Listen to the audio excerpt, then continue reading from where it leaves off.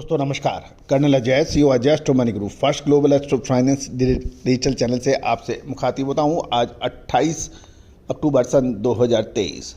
दोस्तों आपको याद होगा गेहूं में सबसे पहले हमने आपको तेजी का अग्रिम अनुमान दिया था। अप्रैल मई के अंदर जब गेहूं के बाज़ारों में गिरावट थी, फसल शानदार थी, उस वक्त हमने कहा था कि गेहूं के अंदर धीरे धीरे तेजी बनने की संभावना बन सकती है और अक्टूबर महीना निर्णायक होगा। नतीजा आपके सामने है। सरकार ने भी गेहूं की तेज़ी को रोकने के लिए हर संभव प्रयास किए। इसमें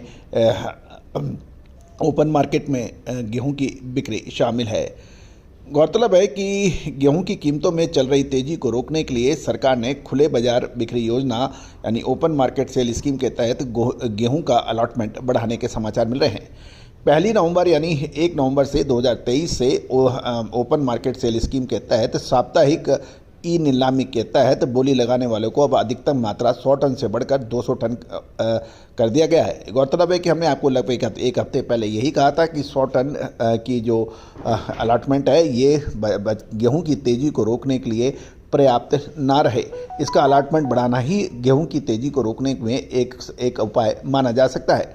साथ साथ ई नीलामी यानी ई ऑक्शन के जरिए गेहूं की मात्रा भी 2 लाख टन से बढ़ाकर 3 लाख टन कर दी गई है। सूत्रों की माने होल्डिंग रोकने के लिए अब तक 1627 जगहों पर छापेमारी भी की गई है ताकि गेहूं के भंडारण को जो अनऑथराइज्ड भंडारण है उस पर रोक लगाई जा सके। केंद्र सरकार खुले बाजार बिक्री योजना यानी ओपन मार्केट सेल स्कीम के तहत वीकली ई ऑक्शन के माध्यम से गेहूं व चावल की बिक्री कर रही है। सरकार ने 18वीं ई नीलामी के माध्यम से 26 अक्टूबर को देश भर में 444 डिपो से 2.01 लाख टन गेहूं बेचने की पेशकश की थी। अतः ई ऑक्शन के माध्यम से देश भर में 2767 खरीदारों ने भाग लिया, जिसमें से 2318 सफल ऑक्शनर्स को 1.92 लाख टन गेहूं की बिक्री की गई। दिल्ली के लॉरेंस रोड पर देखें तो 26 अक्टूबर को गेहूं के दाम बढ़कर 2900 रुपये प्रति क्विंटल हो गए थे। हालांकि बड़े दामों पर स्टॉकिस्टों की मुनाफा वसूली आने से शुक्रवार को इसकी कीमतों में मामूली 20 रुपये का मंदा भी देखा गया और ये 2880 रुपये प्रति क्विंटल के भाव रह गए हैं।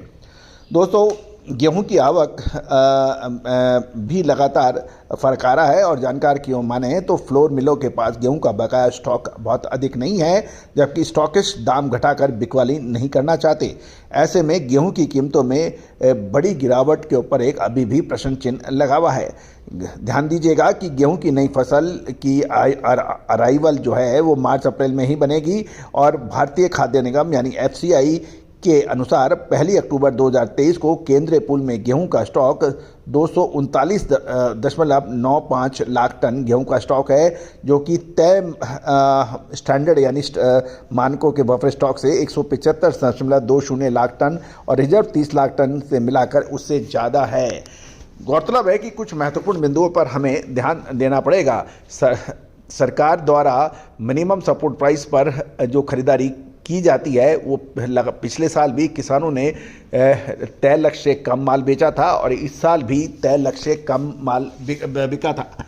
गौरतलब है कि सरकार का जो अनुमानित गेहूं की उत्पादन था वो 11 करोड़ टन से ऊपर का था। उस वक्त भी हमने ये कहा था कि ये 11 करोड़ से ऊपर का जो टन का जो गेहूं का उत्पादन है ये हमारे हिसाब से बैठता नहीं है और ये गेहूं का उत्पादन लगभग 10 करोड़ 50 लाख टन के आसपास होना चाहिए और गेहूं की तेजी की संभावना अधिक बनती है। दोस्तों गेहूं, चावल, मक्का और बाजरे पर यानी ग्रेन्स के ऊपर जो हमारा अग्रिम अनुमान था वो सही साबित हुआ है।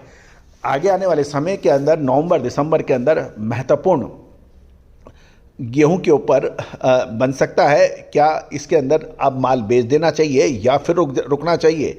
दोस्तों महत्वपूर्ण ये होता है कि यदि आपने निचले स्तर पर माल खरीद लिया लेकिन उसको समय पे आप नहीं बेच पाए तो आपके लिए बड़ी परेशानी का सबब बन सकता है। उत्पादन, डिमांड ये एक बेसिक इकोनॉमिक्स के रूल माने जाते हैं, लेकिन बाजार का जो तेजी मंदी का जो रुख है उसके अंदर बहुत दूर से फैक्टर्स भी फैक्टर इन होते हैं। तो दोस्तों नवंबर दिसंबर गेहूं के लिए एक डिसीजन मेकिंग का समय आएगा कि क्या आपको ऊपरी दाम पर मुनाफा लेके निकल जाना चाहिए या फिर हो सकती है बड़ी गिरावट। दोस्तों विशेष रिपोर्ट के लिए संपर्क करें। All the very best, good luck, happy trading.